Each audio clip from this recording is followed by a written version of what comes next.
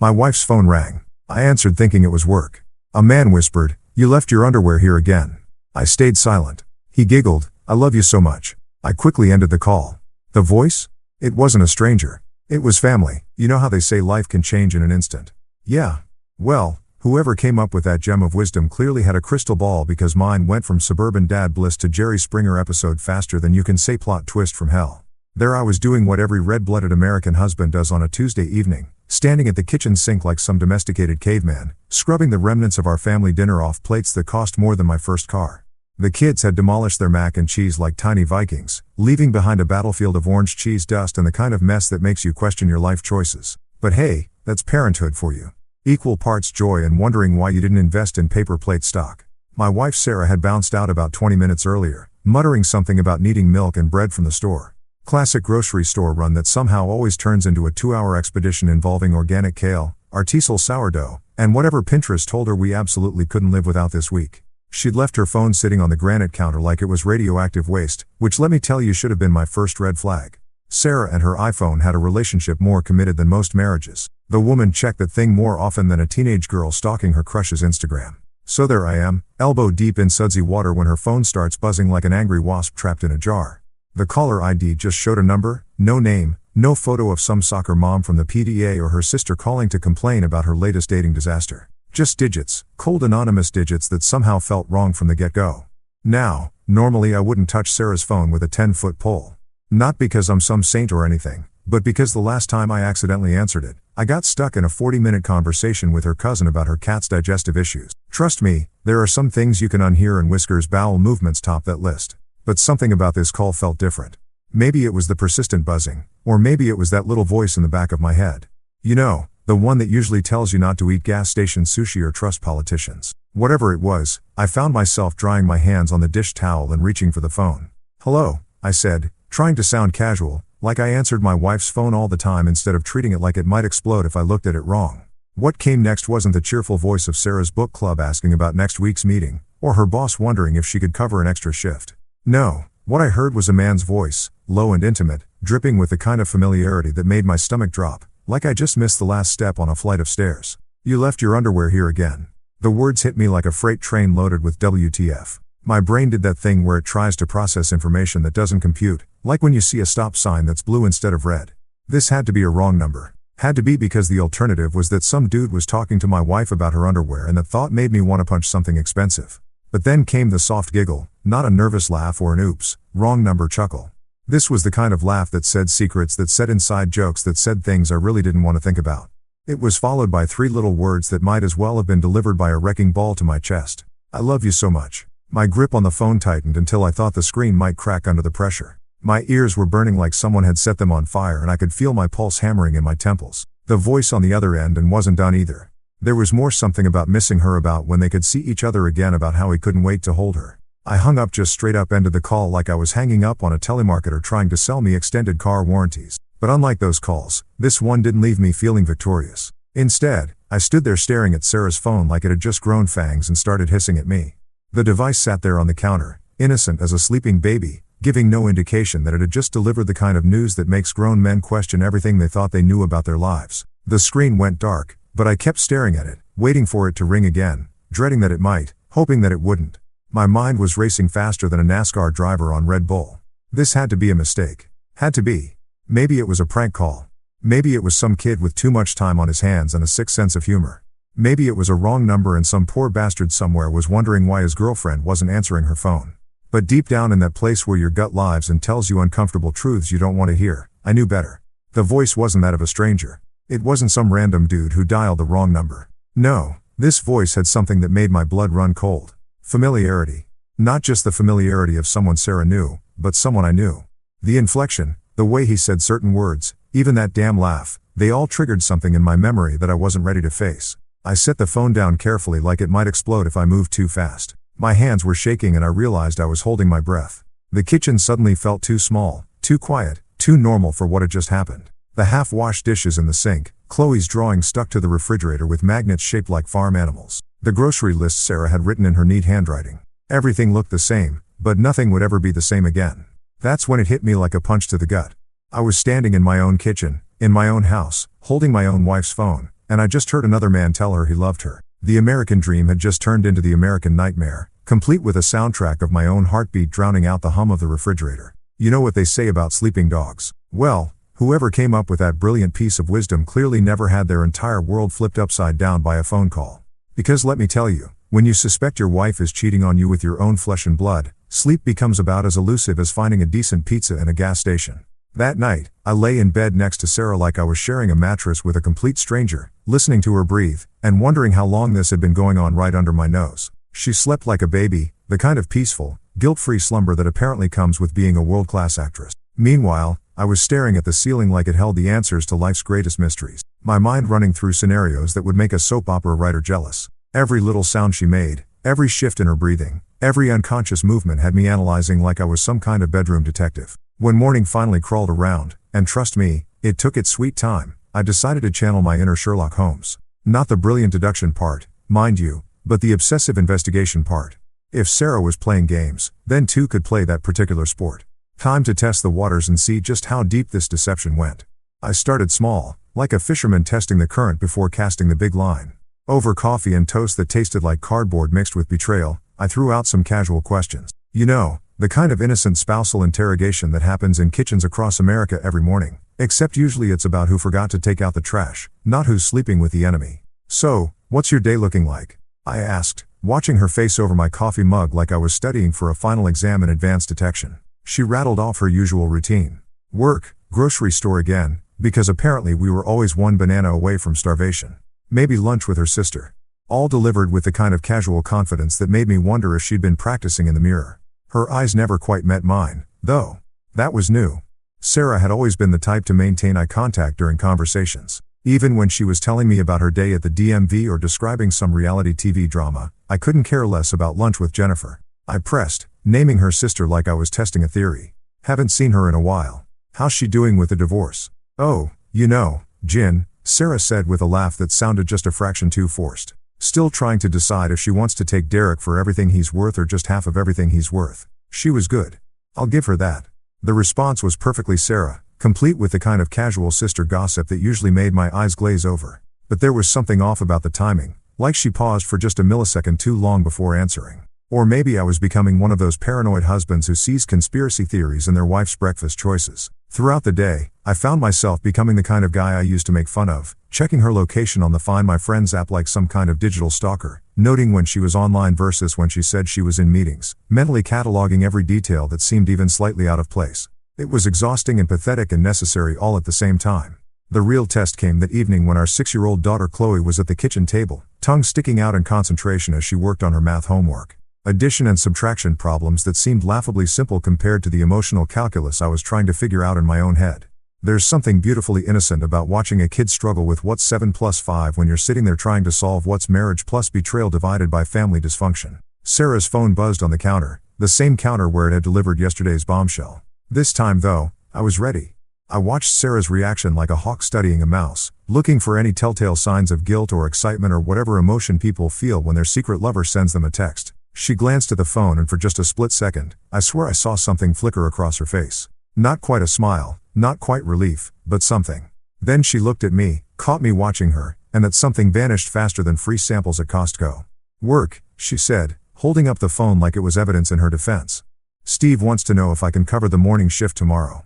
Steve was her manager, a guy in his 50s who wore polo shirts tucked into khakis and talked about golf like it was a religion. The most exciting thing Steve had probably ever done was order the spicy mustard instead of regular. If Steve was texting Sarah at 8 o'clock at night about shift coverage, then I was the Queen of England. On a Tuesday night, I asked, keeping my voice casual while my internal BS detector started shrieking like a smoke alarm. That's late for Steve to be thinking about scheduling. Sarah's response was a perfect example of what I was starting to recognize as her new normal. Just plausible enough to be believable, just vague enough to avoid details that could be checked later.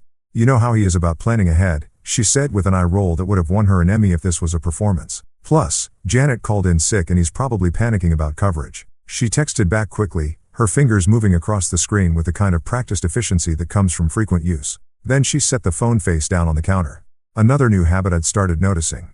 The old Sarah used to leave her phone face up, screen visible like she had nothing to hide. This new Sarah treated her phone like it was classified government documents. Mommy, can you help me with this one? Chloe's voice cut through the tension like a knife through butter, reminding me that in the middle of this adult disaster, there was still a little girl who needed help with homework and bedtime stories and all the normal parent stuff that keeps the world spinning. Sarah immediately shifted into mom mode. All warmth and patience as she helped Chloe work through a particularly tricky subtraction problem. Watching them together, Sarah's genuine smile as she praised Chloe for getting the right answer. Chloe's giggle when Sarah made a joke about numbers being sneaky made my chest ache in ways I couldn't describe. This was my family. These were the people I'd built my whole adult life around. And somewhere in the middle of homework help and bedtime routines, the foundation had started cracking without me noticing. The worst part was watching Sarah slip seamlessly between roles, devoted mother 1 minute, potential cheating wife the next, all while maintaining the kind of performance that would make Broadway stars jealous. They say the devil's in the details, but whoever came up with that gym clearly never went through their cheating wife's personal belongings while she was belting out show tunes in the shower. Because let me tell you, the devil isn't just in the details. He's practically running a damn headquarters operation complete with receipts, bank statements, and enough evidence to make a divorce attorney's eyes light up like slot machines hitting jackpot. The next morning started like every other morning in our picture-perfect suburban life. Sarah hummed while making coffee. Actual humming like some kind of Disney princess who'd just discovered woodland creatures could do her hair. She kissed me goodbye with the same lips that had probably been whispering sweet nothings to someone else, grabbed her purse, and headed off to what she claimed was work, but could have been a CIA Black Ops site for all I knew at this point. The sound of her car pulling out of the driveway was my starting gun. I'd never been the snooping type. Hell, I used to make fun of those paranoid husbands on TV who went through their wives' stuff like amateur forensic investigators. But life has a funny way of turning you into exactly the kind of person you used to mock. Usually right around the time your world implodes like a controlled demolition. I started with her purse, which she'd left sitting on the kitchen counter like some kind of leather landmine. Sarah's purse was legendary in our household. A black hole of receipts, expired coupons, lip balms, and enough random crap to stock a convenience store. Chloe used to joke that mom's purse was bigger than her backpack, and she wasn't wrong. Digging through it felt like archaeological excavation, except instead of discovering ancient civilizations, I was uncovering evidence of modern betrayal. Receipt after receipt, all neatly folded and stuffed into various compartments like she was keeping records for the IRS. But these weren't receipts for groceries or gas or the usual domestic expenses that married couples rack up, like participation trophies. No, these were receipts for places I'd never been. Restaurants I'd never heard of. Located in parts of town that might as well have been on Mars for all the time I'd spent there. High-end places, too. The kind of joints where appetizers cost more than our usual dinner for $4. And the waiters probably have graduate degrees in wine pairing. La Bernardine. I read off one receipt trying to pronounce it like I hadn't failed high school French. $67 for lunch. $67 for lunch. I could feed my family for 2 days on $67. And Sarah was dropping the kind of cash on what the receipt described as pan-seared halibut with truffle risotto. The same woman who complained when I suggested we splurge on name-brand cereal was apparently living it up like some kind of Food Network celebrity. But that was just the appetizer. Pun intended.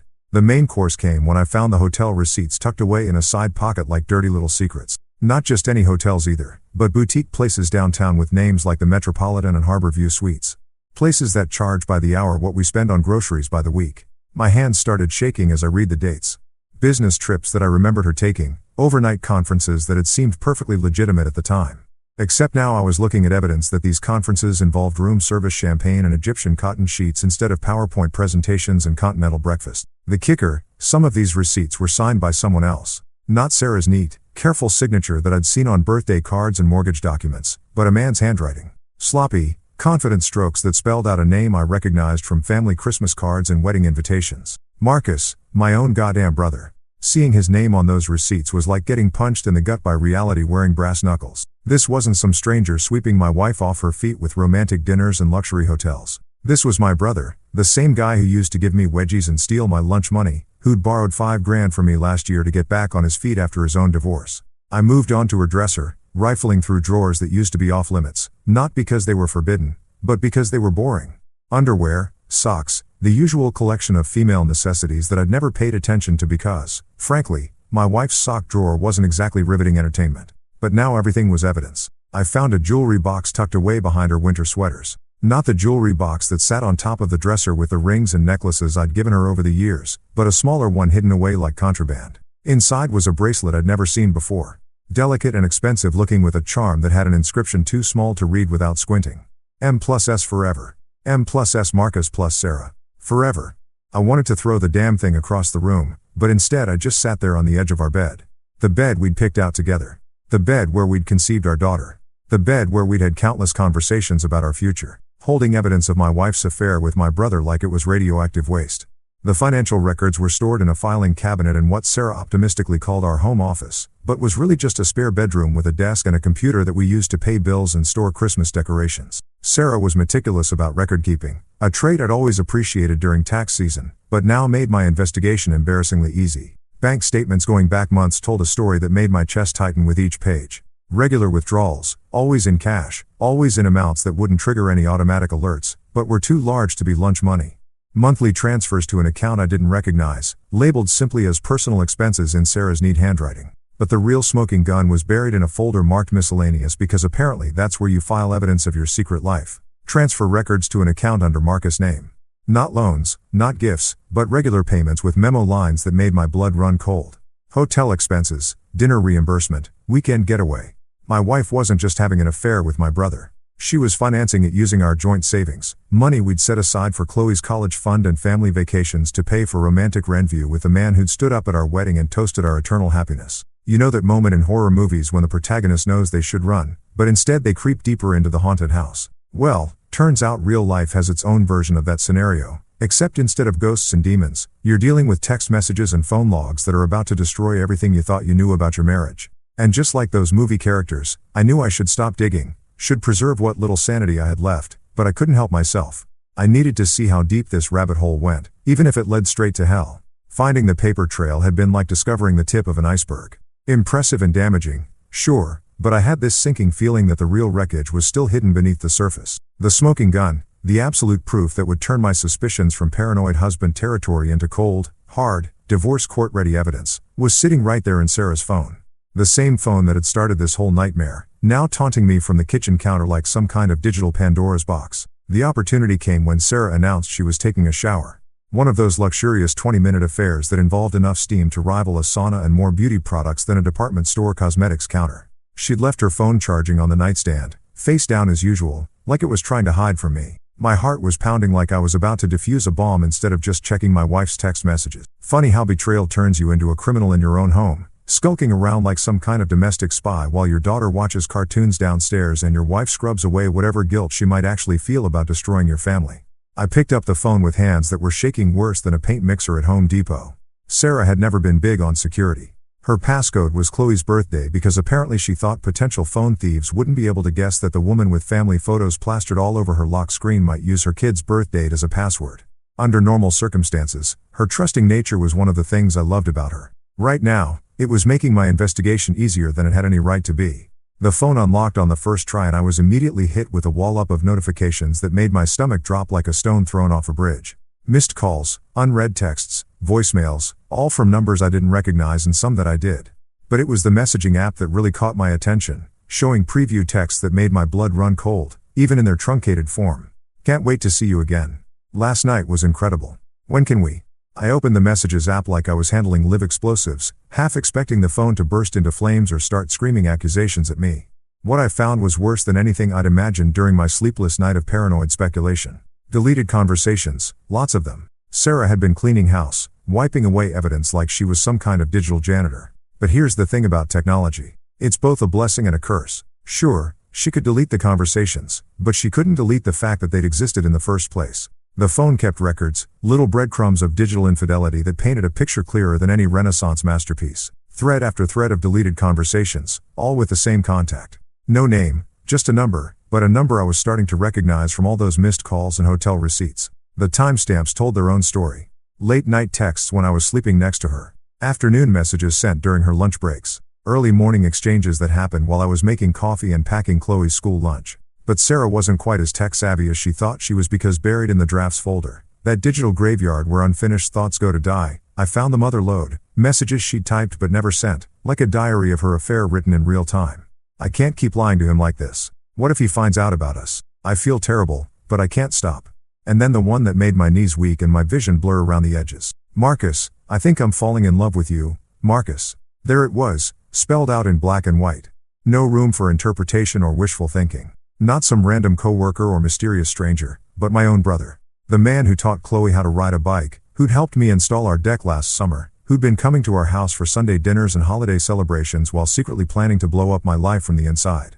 I kept scrolling through the drafts like some kind of masochist, finding message after message that she'd typed, but apparently thought better of sending. Plans for weekend getaways, complaints about having to pretend when I was around, discussions about when they could finally be together without hiding. The worst part wasn't even the content of the messages. It was the timestamps. This had been going on for months. Not a recent fling or a moment of weakness, but a sustained calculated betrayal that had been happening right under my nose while I was worrying about mortgage payments and whether we needed to refinance the house. Every family dinner where Marcus had sat at my table, every time he'd hugged Sarah goodbye a little too long, every occasion where I'd thought they were just being friendly siblings-in-law, it had all been a performance. They'd been laughing at me probably. Poor stupid husband who couldn't see what was happening in his own house with his own wife, with his own brother. The sound of the shower turning off upstairs made me jump like I'd been caught robbing a bank. I quickly closed the messages and put the phone back exactly where I'd found it, face down on the nightstand like a guilty secret, keeping watch over our bed. By the time Sarah emerged from the bathroom, wrapped in the fluffy robe I'd bought her last Christmas, I was back downstairs pretending to read the morning paper. But the words on the page might as well have been written in ancient Greek because all I could see were those deleted messages, those drafted confessions, those digital love letters to my own damn brother. Feel better? I asked when she came into the kitchen, and the irony of the question wasn't lost on me. Here I was asking if she felt better after her shower when what I really wanted to know was how she managed to live with herself after what I'd just discovered. Much, she said, kissing the top of my head like she was still the loving wife instead of a woman who'd been financing secret romantic getaways with my brother. You seem tense. Everything okay? Everything okay? Right. My wife was having an affair with my brother, using our savings to pay for their romantic escapades, and lying to my face with the kind of skill that would make professional con artists jealous. But sure, everything was just peachy. You ever watch one of those nature documentaries where they show predators stalking their prey? The way the lion crouches in the tall grass, muscles coiled and ready, while the unsuspecting gazelle just keeps grazing like it's living in some Disney movie where everyone gets along and nobody gets eaten. Well, that evening I felt like I was watching the human version of that exact scenario. Except I couldn't tell who was the predator and who was dinner because there I was sitting at my own kitchen table when Marcus walked through my front door like he owned the place. Same cocky grin he'd worn since we were kids. Same casual wave. Same hey bro greeting that used to make me smile but now made me want to introduce his face to my fist. He was carrying a bottle of wine, some fancy red that probably cost more than my weekly grocery budget, and wearing that ridiculous polo shirt that made him look like he was about to tee off at the country club instead of having dinner with the family. He was systematically destroying. The audacity was breathtaking. Really? Here was a guy who'd been sleeping with my wife, spending my money, and planning a future that didn't include me. And he had the balls to show up at my house with wine and small talk like he was some kind of beloved family member instead of a backstabbing snake in khakis. Sarah, he called out like he was announcing his arrival to his girlfriend instead of his brother's wife. I brought that Cabernet you mentioned. The one from that little winery I mean the one I heard you talking about. Nice save, Romeo. Real smooth. If I hadn't already seen the evidence, that little slip might have flown right over my head.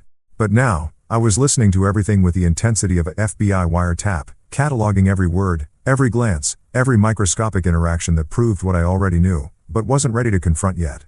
Sarah practically floated into the room when she heard his voice, and watching them greet each other was like witnessing a masterclass in acting. The casual hug that lasted just a fraction too long. The way her hand lingered on his arm when she thanked him for the wine. The shared look that passed between them for maybe half a second before they remembered. I was standing right there watching this performance like the world's most uncomfortable audience of wine. You didn't have to bring wine, Sarah said, but her tone suggested she was pleased he had. I made that roast you love so much. The roast he loves. Not the roast we all love or the roast that's good for family dinners. The roast he loves because apparently Sarah had been taking requests from her lover and serving them up at family dinner like some kind of twisted room service. Smells incredible, Marcus said, taking a deep breath like he was savoring more than just the aroma of pot roast. You always did know your way around the kitchen. Always did. Like he'd been sampling her cooking in contexts that didn't involve family gatherings. Like he'd been getting private tastings that came with more than just dinner rolls and small talk. Meanwhile, Chloe was at the table with her coloring book, completely oblivious to the adult drama unfolding around her. She was working on some elaborate masterpiece involving unicorns and rainbows, humming under her breath the way kids do when they're completely absorbed in something that makes perfect sense to them and no sense to anyone else. Watching her color while her mother and uncle performed their little charade made my chest tight with a kind of protective rage I'd never experienced before. This was my daughter's world they were playing with. Her sense of normal, her understanding of family, her belief that the adults in her life were trustworthy and stable and not secretly destroying everything she thought she could count on. She looked up at Marcus with the same adoration she'd always had for her fun uncle, the guy who brought her presents and taught her card tricks, and made her laugh until she got the hiccups. "Uncle Marcus," she squealed, abandoning her crayons to run over for a hug. "Look what I drew. It's a unicorn flying over a castle." Marcus scooped her up like he was auditioning for Father of the Year instead of Home Wrecker of the Century, spinning her around while she giggled and showed off her artwork. He praised her drawing with a kind of enthusiasm that would have seemed genuine if I didn't know he was a lying, cheating piece of garbage who was currently destroying her family from the inside out. "That's amazing, kiddo," he said, setting her down and examining the drawing like it was headed for the loft. "You're getting so good at staying in the lines. Pretty soon you'll be better than all those famous artists." Chloe beamed with pride, and I wanted to grab her and run. Just pick up my daughter and get her as far away from this toxic performance as possible. Somewhere she wouldn't have to find out that Uncle Marcus was the reason Mommy and Daddy were going to get divorced. Somewhere she could keep believing that families stayed together and adults told the truth and unicorns were the most complicated thing she'd have to worry about. Dinner was a special kind of torture that should probably be studied by psychologists as a new form of enhanced interrogation. There we all were sitting around the table like some Norman Rockwell painting of American family values while I tried not to choke on my food and my rage simultaneously. Sarah served the meal with the kind of domestic pride that would have been sweet if it wasn't all part of her elaborate deception. Marcus complimented everything from the seasoning on the roast to the way she'd arranged the vegetables. And Sarah glowed under his praise like a teenager with her first crush. I sat there cutting my meat and plotting various scenarios that ranged from confronting them both right there at the dinner table to quietly documenting everything for the inevitable custody battle. The silence from my end of the table was apparently noticeable because Chloe kept asking me if I was okay and why I wasn't talking much. "Daddy's just tired, sweetheart," Sarah explained, reaching over to pat my hand in what probably looked like welly concern but felt like a patronizing dismissal. "He's been working really hard lately." "Working hard?" "Right. While I've been working hard to provide for our family, she'd been working hard to betray it." The irony was so thick you could cut it with the same knife I was currently gripping a little too tightly. There's something about putting a 6-year-old to bed that makes you realize how fragile innocence really is. Chloe's bedtime routine was sacred in our house. The same sequence of teeth brushing, pajama selection, and story time that had been our nightly ritual since she was old enough to have opinions about which stuffed animals needed to sleep on the bed versus which ones could handle floor duty. That night, as I read her good night moon for probably the 1000th time, her little hand curled in mine, I felt like I was saying goodbye to more than just another day. She fell asleep to the sound of my voice telling her about the quiet old lady whispering hush, completely unaware that downstairs her mother was probably whispering entirely different things to her uncle. The thought made my stomach churn as I kissed her forehead and turned off her nightlight, leaving her to dream about whatever 6-year-olds dream about. Probably unicorns and ice cream and a world where the adults in her life don't lie to each other with the skill of professional con artists. When I came back downstairs, Marcus had finally left. Thank God, because I'm not sure I could have maintained my composure much longer. The guy had spent the entire evening acting like he was doing me some kind of favor by gracing us with his presence, telling stories, and cracking jokes, and playing the role of beloved family member while I sat there knowing he'd been playing an entirely different role when I wasn't around. Sarah was in the kitchen loading the dishwasher, humming the same tune she'd been humming all week. Probably some song he'd introduced her to during one of their romantic rendezvous. The sight of her there looking so domestic and innocent made something inside me finally snap. All the evidence, all the lies, all the late-night phone calls and secret bank transfers and deleted text messages. It all came rushing back like a dam bursting. I cornered her between the kitchen island and the sink, not physically threatening, but definitely blocking any easy escape routes she might have been considering. The fluorescent light above the sink cast harsh shadows across her face, making her look like a stranger, which I was beginning to realize she basically was. "We need to talk," I said. And even to my own ears, my voice sounded different, colder, like someone had replaced my usual tone with something that belonged in a courtroom or a police interrogation room. Sarah looked up from the plate she was rinsing.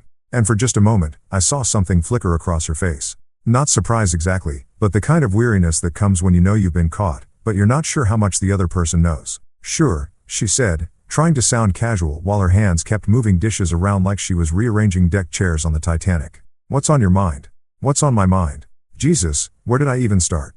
The phone call that had started this whole nightmare. The hotel receipts with my brother's signature. The bank transfers funding their romantic getaways. The deleted text messages declaring her love for the man who'd stood up at our wedding. "Yesterday," I said, watching her face like I was studying a map to buried treasure when you were at the store. "Your phone rang." The plate in her hand slipped just slightly, barely noticeable, unless you were watching for exactly that kind of tell. She recovered quickly, setting it in the dishwasher with the kind of careful precision that screamed guilt louder than any confession. "Oh," she said, and the single word was so loaded with false innocence, it should have come with a warning label. "Who was it?" "That's what I'm hoping you can tell me," I said, stepping closer. Close enough to see the tiny muscle in her jaw twitching. Close enough to smell the perfume she'd started wearing recently. Something expensive and unfamiliar that definitely hadn't come from the drugstore where she usually bought her beauty supplies. I answered it. I continued, letting each word drop like stones into still water. Someone called looking for you. A man. Sarah's face went through a series of micro-expressions that would have been fascinating to watch under different circumstances. Confusion, then recognition, then something that looked almost like relief before settling on indignation. The default emotion of people who've been caught red-handed but are going to try to brazen their way out of it anyway. You answered my phone, she said. And the way she said it, you'd think I'd committed some kind of cardinal sin instead of just picking up a ringing device in my own kitchen. That's a violation of privacy. Privacy. The woman who'd been financing secret affairs with our joint bank account wanted to lecture me about privacy. The irony was so thick you could practically taste it. Privacy, I repeated, letting the word hang in the air between us like a bad smell. That's interesting. You want to talk about privacy while some guy is calling you about your underwear. Her face flushed red, then drained white, then flushed red again, like she couldn't decide which shade of guilt worked best with her complexion. She opened her mouth, probably to launch into some elaborate explanation involving wrong numbers and mistaken identity, but I cut her off before she could spin another web of "He said he loved you, Sarah." Those were his exact words. I love you so much. And you know what? I recognized his voice. That's when her whole performance finally cracked. The indignation crumbled, the false confusion evaporated, and what was left was just my wife, the woman I'd promised to love and cherish and protect, looking at me with the kind of trapped animal expression that comes when you realize the jig is finally up. "It's not what you think," she said, which has to be the most predictable line in the history of marital confrontations. Right up there with, "We're just friends, and it didn't mean anything." "Then tell me what it is," I said, leaning against the counter with my arms crossed, trying to look casual, while my heart hammered against my ribs like it was trying to escape. Because from where I'm standing, it looks like my wife is having an affair, and the man she's having it with sounds suspiciously familiar. Sarah's eyes darted around the kitchen like she was looking for backup that wasn't coming. Her hands were shaking as she closed the dishwasher, and I could practically see the wheels turning in her head as she tried to figure out how much I actually knew versus how much I was guessing. "I never meant for this to happen," she finally whispered. And those 6 words confirmed everything I'd suspected, but had been desperately hoping was wrong. The silence that followed was deafening. Not the comfortable quiet of a married couple who didn't need words to communicate, but the heavy, suffocating silence of a relationship breathing its last breath. And in that silence, I said the name I'd been dreading to say out loud. "Marcus, have you ever driven somewhere while so pissed off that you can't remember actually getting in the car, starting the engine, or navigating through traffic?" That's exactly what happened the next day after I dropped Chloe off at school and told Sarah I had some errands to run. Errands, right? If confronting your backstabbing brother about screwing your wife counts as an errand, then sure. I was just running errands like some suburban dad picking up dry cleaning and groceries. The drive to Marcus's apartment complex gave me way too much time to think, which was about as helpful as gasoline at a bonfire. My hands were gripping the steering wheel so tight.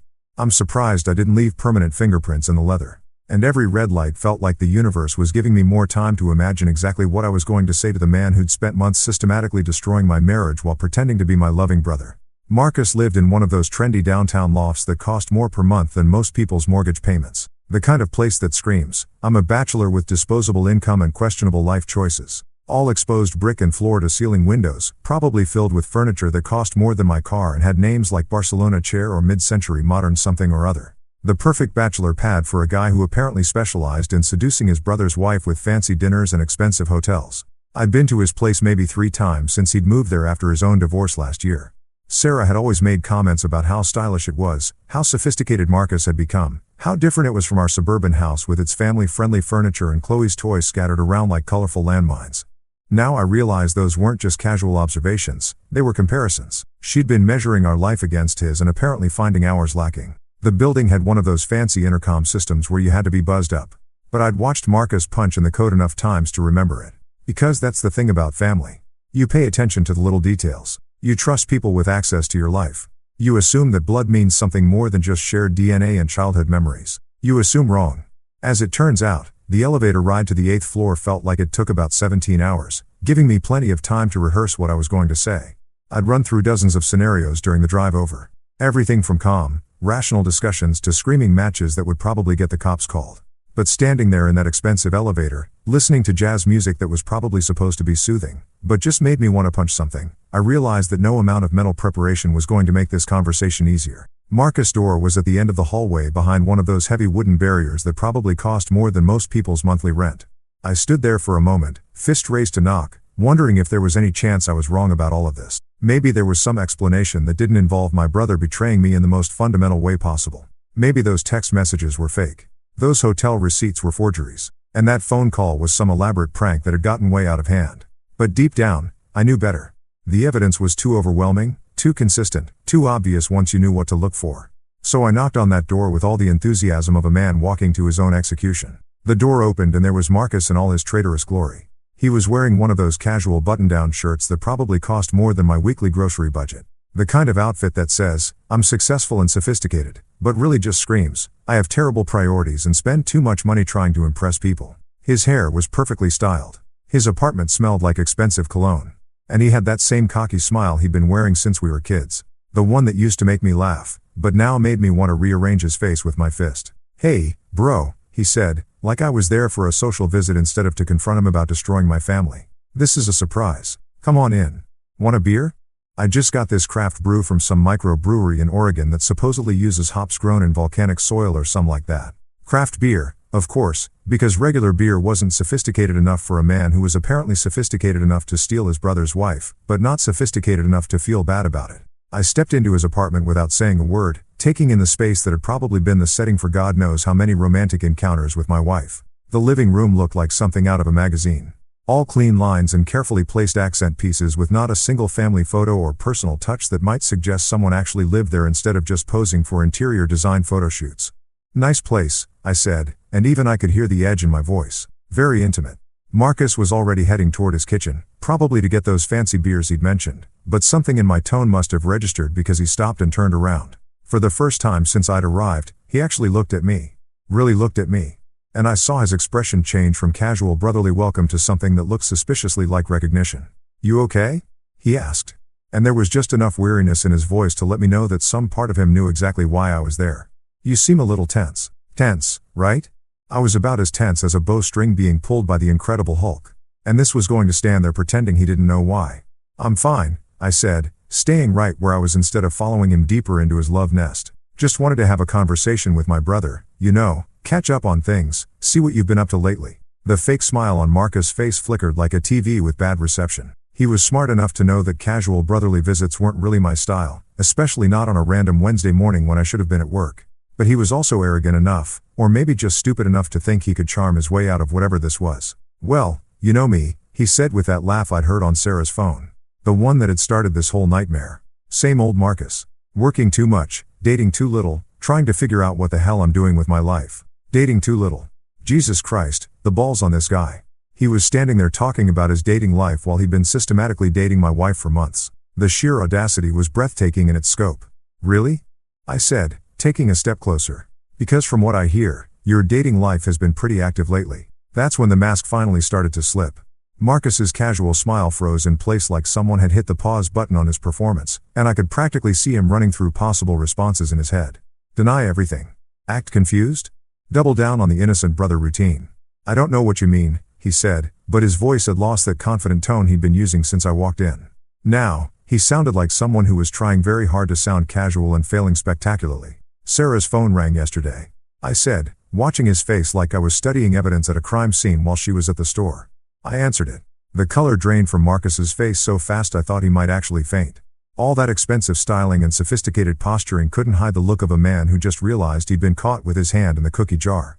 Except instead of cookies, it was his brother's wife. And instead of a slapped wrist, he was looking at the complete destruction of what was left of our family. "Oh," he said. And that single syllable contained more guilt than a full confession. "Yeah," I said, taking another step closer. "Oh." Imagine my surprise when some guy started talking about my wife's underwear. Imagine my shock when that same guy said he loved her. And imagine my absolute amazement when I realized the voice belonged to my own brother. Marcus didn't even try to deny it. Maybe he was too shocked. Maybe he was too guilty. Or maybe he was just too arrogant to think he needed to explain himself to me.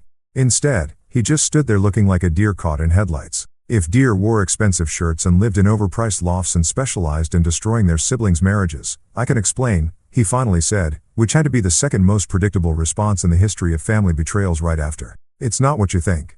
"Then explain," I said, crossing my arms and settling in for what was sure to be the performance of his lifetime because I'm really curious to hear how you justify my wife. The word hung in the air between us like a toxic cloud. I'd said it deliberately, choosing the crudest term I could think of because I wanted him to understand that this wasn't some romantic love story he could pretty up with flowery language and noble intentions. This was betrayal, plain and simple. And I wasn't going to let him dress it up as anything else. Marcus ran his hands through his perfectly styled hair, messing it up for probably the first time since I'd arrived. He looked around his apartment like he was seeing it for the first time. Maybe finally understanding how it would look from my perspective, the setting for his affair with my wife, funded by money from our joint accounts. She needed someone, he said finally. And I almost laughed at the sheer weakness of his opening statement. You work all the time and she was lonely and things just happened. Things just happened. Like adultery was some kind of natural disaster that had struck without warning instead of a deliberate choice made by two people who decided their own desires were more important than my family's stability. You know what they don't tell you about having your life systematically destroyed by the two people you trusted most? They don't mention that afterward you have to keep functioning like a normal human being.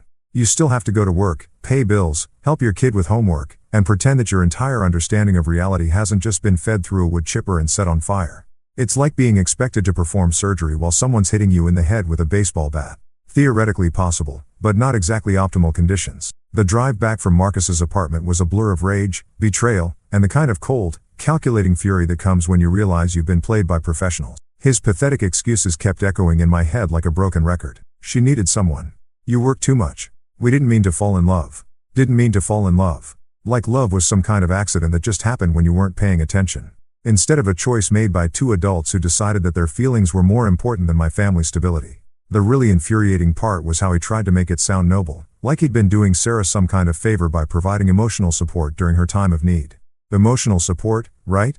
I'm sure all those hotel receipts and expensive dinners were just part of his comprehensive counseling program. Dr. Marcus specializing in adultery therapy with a minor in home wrecking. But here's the thing about betrayal. It doesn't just destroy your past. It poisons your future, too. Every memory I had of family gatherings, holiday celebrations, and casual Sunday dinners was now contaminated with the knowledge of what had really been happening. All those times Marcus had complimented Sarah's cooking. All those occasions when they'd shared inside jokes I didn't understand. All those moments when I thought I was looking at normal family interactions. It was all performance. A goddamn Oscar-worthy performance that had been playing in my own house. While I sat in the front row, applauding like an idiot, I made a detour on the way home, stopping at a copy shop that looked like it had been designed by someone who thought the height of interior decorating was fluorescent lighting and industrial carpet. The kind of place where people went to make flyers for garage sales and copy their tax documents, not to begin documenting the evidence that would eventually destroy their marriage. But life has a funny way of making ordinary places into the settings for extraordinary disasters. The clerk behind the counter was a kid who looked like he was maybe 19 and had probably never experienced anything more traumatic than running out of energy drinks. He helped me scan every receipt, every bank statement, every piece of evidence I collected, creating digital copies that I uploaded to a cloud storage account Sarah didn't know about. Because if there's one thing I'd learned from this whole experience, it's that people lie, people cheat, and people delete evidence. But digital backups are forever. Next stop was a law office in one of those glass towers downtown that make you feel like an ant, even when you're not dealing with life-altering legal issues. The lawyer I'd found online specialized in divorce and family law with the kind of credentials that cost serious money but promise serious results. Her name was Rebecca Shawn, and her reviews suggested she had a particular talent for handling cases involving adultery and financial deception, which, as it turned out, was exactly the kind of expertise I needed.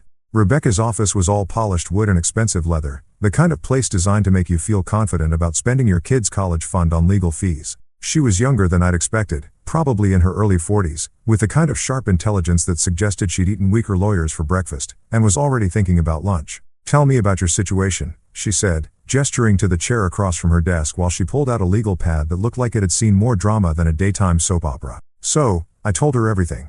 The phone call that had started it all, the evidence I'd found, the confrontation with Sarah, the meeting with Marcus. I laid out the whole sordid story like I was presenting evidence to a jury, watching Rebecca's expression shift from professional interest to something that looked almost like sympathy. "How long do you think this has been going on?" she asked, making notes in handwriting that was probably neater than most people's typed documents. "At least 6 months, based on the bank records," I said.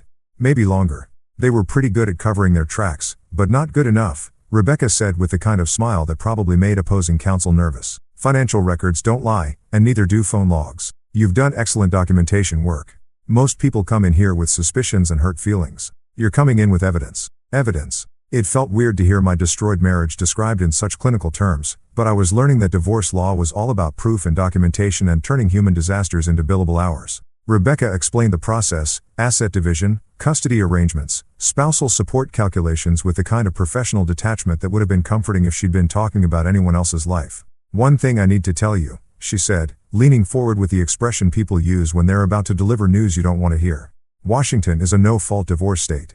The adultery doesn't technically affect the legal proceedings, but the financial deception could be relevant to asset division. No fault meaning it didn't legally matter that my wife had been cheating on me with my brother, using our money to finance their affair, and lying to my face for months. The law apparently considered adultery about as relevant as someone's preference in breakfast cereal, but the money that was different. Spending marital assets on an affair was something the courts actually cared about. We'll need to freeze the joint accounts, Rebecca continued. And I'd recommend moving half the funds to an account in your name only. Legal, defensible, and it prevents further misuse of marital assets. Marital assets. That's what our life savings had become. Not the money we'd set aside for Chloe's education or family vacations, or the dream house we'd talked about buying someday, but marital assets to be divided and disputed and fought over in conference rooms that smelled like stale coffee and broken dreams. The next few days passed in a blur of legal preparations and emotional numbness. I opened new bank accounts, changed passwords on everything from our mortgage company to our streaming services, and began the process of untangling a life that had been woven together over 8 years of marriage. It's amazing how complicated it is to separate two lives that have been legally and financially joined. Every credit card, every insurance policy, every shared subscription becomes another thread to be cut. At home, the atmosphere was toxic enough to require hazmat suits. Sarah had moved into the guest bedroom to give us both space to think, which was probably the first honest thing she'd said in months. We maintained a veneer of civility around Chloe, but the silence between us was so heavy it felt like a physical presence in the house. Chloe, bless her innocent heart, kept asking why mommy and daddy seemed sad, why we weren't talking as much, why the house felt different. How do you explain to a 6-year-old that her mother had been cheating on her father with her uncle using money meant for her college fund to pay for romantic getaways? How do you tell a child that the adults she trusts most in the world had been lying to everyone, including each other, for months? Sometimes grown-ups have problems they need to work through. I told her during one of our bedtime conversations, holding her small hand while she curled up with the stuffed elephant she'd had since she was 2. But no matter what happens, Daddy loves you very much, and nothing will ever change that. Are you and Mommy going to get divorced like Tommy's parents did? She asked with the kind of direct honesty that only kids possess. The question hit me like a physical blow. Tommy was a kid in her class whose parents had split up earlier in the year, and Chloe had come home with lots of questions about why some mommies and daddies didn't live together anymore. At the time, Sarah and I had answered those questions together, explaining divorce in the kind of gentle, age-appropriate terms that made it sound like a mutual decision made by adults who still cared about each other but couldn't live together anymore. Now, I was facing the possibility of having that same conversation about our own family. I don't know, sweetheart, I said, because lying to her seemed wrong, even if the truth was complicated. Sometimes marriages don't work out the way people hope they will. But if that happens, it doesn't mean mommy and daddy don't love you, and it doesn't mean anything is your fault. She nodded with the kind of solemn understanding that broke my heart. Kids are resilient, everyone says, but they shouldn't have to be. They shouldn't have to learn about adult failures and broken promises and the ways that people can hurt each other. They should get to believe in forever and trust that the adults in their lives have their together enough to provide stability and security. Meanwhile, Marcus kept calling. Not me. He was apparently smart enough to know that ship had sailed. But Sarah, I could hear her phone buzzing at all hours. See her checking messages when she thought I wasn't looking. The voicemails he left were masterpieces of self-justification and manipulation. Each one saved automatically to the cloud storage where Rebecca could access them as evidence of ongoing contact. I know you're angry, one message said, but what we have is real. Don't let him make you feel guilty for finding happiness. Finding happiness like destroying my family was some kind of noble quest for personal fulfillment instead of a selfish betrayal that had collateral damage in the form of a 6-year-old girl who didn't deserve to have her world turned upside down by adult stupidity. Another message was more direct. I love you, Sarah. Whatever happens with him, that doesn't change. We can get through this together. Together. The word made my stomach churn because it confirmed what I'd suspected. This wasn't just an affair that was ending now that they'd been caught. This was a relationship, a future they were planning, a life they wanted to build on the smoking ruins of my marriage. You know that moment in movies when the protagonist finally has enough evidence to confront the villain, and they dramatically spread everything out on a table like they're presenting the case to a jury. Well, turns out real life has its own version of that scene, except instead of dramatic music and perfect lighting, you get the fluorescent buzz of your kitchen lights and the sound of your own heart hammering against your ribs like it's trying to escape before it hits the fan. I'd spent 3 days preparing for this moment, organizing every receipt, every bank statement, every call log, and every piece of evidence into neat little piles that told the complete story of my wife's betrayal. Rebecca had helped me create a timeline that read like a manual for how to destroy your marriage in 6 easy steps, complete with dates, dollar amounts, and enough documentation to make a forensic accountant weep with joy. Sarah was in the living room curled up on the couch with a book she'd been pretending to read for the past hour. I say pretending because I'd watched her turn exactly 2 pages in 60 minutes, which either meant she was the world's slowest reader or her mind was somewhere else entirely. Probably planning her next romantic getaway with my brother or figuring out how much of our joint savings she could transfer before I noticed. Chloe was at a sleepover at her friend Emma's house, which meant we could have this conversation without worrying about our daughter overhearing the kind of language that would make a sailor blush. I'd specifically arranged it that way because some conversations require the kind of brutal honesty that 6-year-olds shouldn't have to witness. "Sarah," I said, my voice carrying the weight of every sleepless night and every moment of betrayal I'd discovered over the past week. "We need to talk in the kitchen now." She looked up from her book with the expression of someone who'd been expecting this moment, but hoping it would never actually arrive. The kind of look you see on the faces of people who know they're about to be held accountable for their actions and aren't particularly thrilled about the prospect. "Can it wait until after I finish this chapter?" she asked. Which was probably the most ridiculous stalling tactic in the history of marital confrontations. Like we were discussing dinner plans instead of the complete destruction of our marriage. "No," I said, already heading toward the kitchen where I'd spent the afternoon arranging my evidence like some kind of domestic crime scene investigator. "It really can't." By the time Sarah reluctantly made her way to the kitchen, I had everything spread out across our dining table like the world's most depressing buffet. Hotel receipts arranged chronologically, bank statements highlighted to show suspicious transfers, phone records with Marcus numbers circled in red ink, and printouts of text message logs that painted a picture clearer than anything Picasso ever created.